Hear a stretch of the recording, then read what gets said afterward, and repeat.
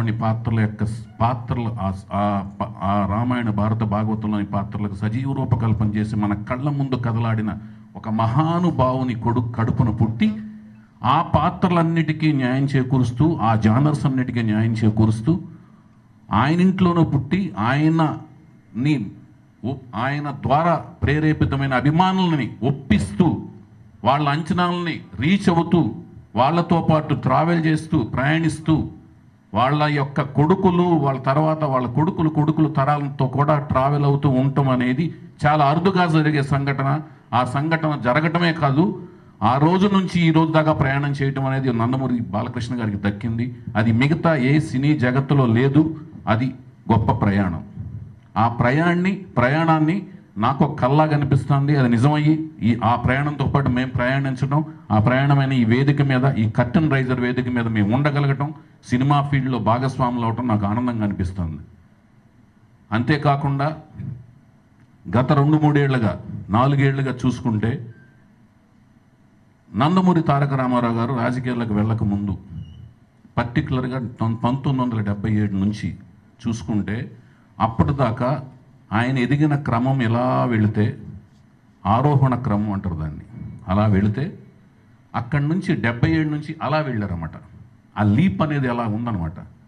అలాగే బాలకృష్ణ గారి ఆరోహణ క్రమం కూడా ఎలా వెళుతూ వస్తే అఖండ నుంచి ఇలా అనమాట.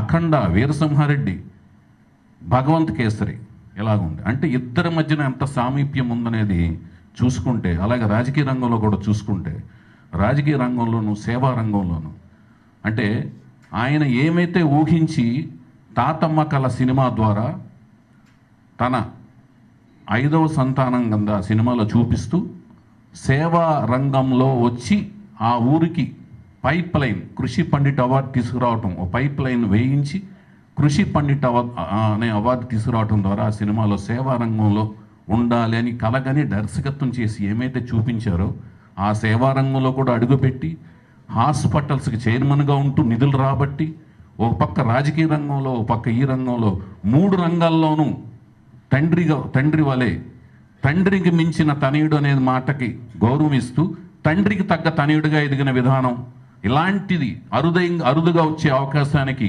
ఒక ఆదర్శనీయుడుగా ఉన్న ఈయనకి ఒక 50 ఏళ్ల పండగని ఇండస్ట్రీ అంతా కలిసి జరపటం అనేది ఒక అదృష్టం కింద భావిస్తూ, దీంట్లో అన్ని ఆర్గనైజేషన్స్ కలిసి రావటం కూడా ఒక మహాభాగ్యం కింద భావిస్తూ ఇది అందరం కలిసి జరుపుకుంటున్నాం.